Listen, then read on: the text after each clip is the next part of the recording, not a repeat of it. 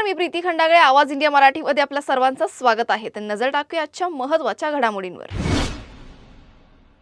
नाशिकमध्ये स्वयंघोषित ज्योतिषी भोंदूबाबा अशोक खरात याच्यावर सध्या 6 गुन्हे दाखल झालेत. आज त्याची पोलीस कोठडी संपत असल्याने न्यायालयात हजर केले जाणार आहे. पोलिसांनी तपासात गंभीर आरोप नोंदवले असून काही तक्रारींमध्ये गर्भवती महिलांशी धार्मिक विधी आणि पूजा यांच्याद्वारे लैंगिक अत्याचार केल्याचा समावेश आहे.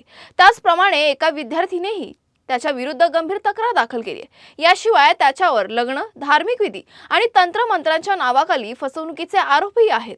पोलीस तपासात पाथर्डी परिसरातील जवळपास 25 एकर जमिनीचे व्यवहार संशयास्पद ठरलेत. शेतकऱ्यांनी कोट्यवधी रुपयांच्या नुकसानाची तक्रार केली आहे आणि त्यांच्या जमिनी परत मिळवण्याची मागणी केली आहे. या प्रकरणात तक्रारदारांना पुढे येण्याचं आवाहन SIT कडून केलं असून त्यासाठी हेल्पलाईन नंबर जारी केलाय. पोलीस सध्या या प्रकरणाचा कडक तपास करत आहे आणि गरज भासल्यास कोठडी वाढवण्याची शक्यता आहे.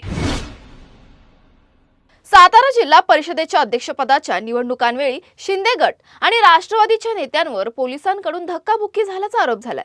यामुळे विधान परिषदेतील वातावरण प्रचंड तापलं आहे.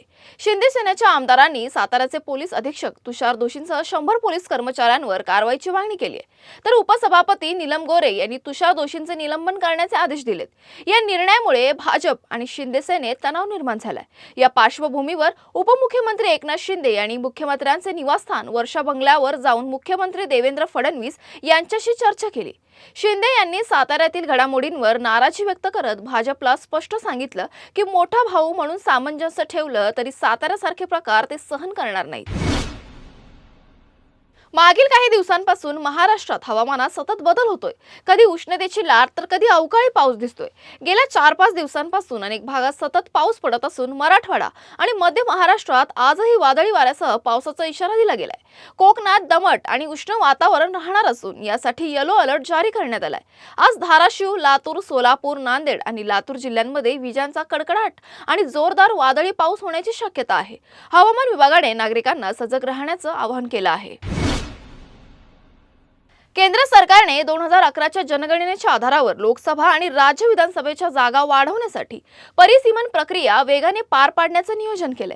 सरकार या आठवड्याच्या शेवटपर्यंत परिसीमन आयोगाचे विधेयक आणि संवैधानिक सुधारणा संसदेत सादर करण्याची तयारी करते. केंद्रीय गृहमंत्री अमित शहा यांनी विरोधी पक्षांच्या नेत्यांशी या बैठकीत विधेयकावर सहमती मिळवण्याबाबत चर्चा केली. बैठकीत NCP, शिवसेना उभाटा, AIMIM, बिजत, YSR, काँग्रेस आणि समाजवादी पक्षाचे नेते उपस्थित होते. बैठकीनंतर YSR काँग्रेसने बिलाबाबत सकारात्मक भूमिका दर्शवली. तसेच अमित शहा यांच्या उपस्थितीत NDAच्या सहयोगी पक्षांच्या नेत्यांची बैठक झाली, ज्यात महिला आरक्षण लागू करण्यासंबंधी भविष्यातील रणनीतीवर चर्चा झाली.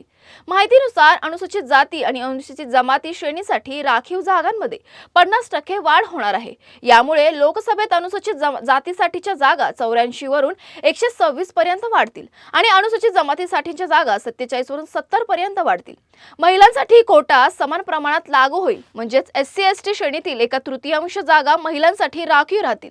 अनुसूचित जातींसाठी राखीव 126 जागांपैकी 46 जागा अनुसूचित जातींच्या महिलांसाठी राखीव राहतील, तर अनुसूचित जमातीसाठी राखीव 70 जागांपैकी 21 जागा महिलांसाठी राखीव करण्याचा प्रस्ताव आहे.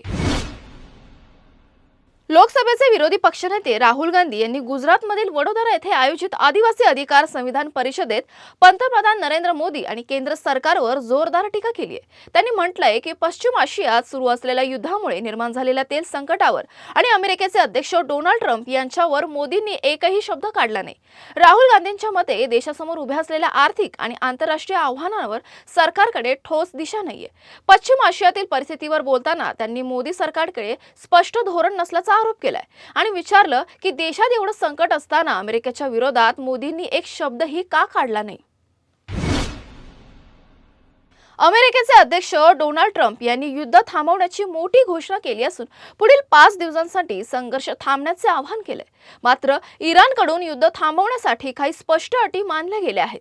इराणचे लष्करी सल्लागार मोहसेन रजाई यांनी स्पष्ट केलं की त्यांच्या सर्व अटी पूर्ण न केल्याशिवाय युद्ध सुरू राहील आणि अमेरिका त्यांच्या अंतर्गत बाबींमध्ये हस्तक्षेप करणार नाही याची आंतरराष्ट्रीय हमी द्यावी.